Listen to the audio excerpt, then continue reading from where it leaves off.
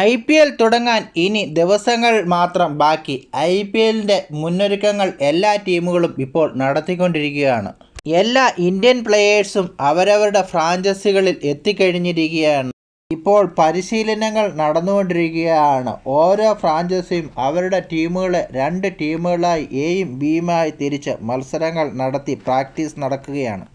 മലയാളി താരമായ സഞ്ജു സാംസൺ ഇത്തവണ CSKയ്ക്ക് വേണ്ടിയാണ് കളിക്കുന്നത്. സഞ്ജു നിലവിൽ CSKയുടെ ക്യാമ്പിൽ എത്തിയിട്ടുണ്ട്.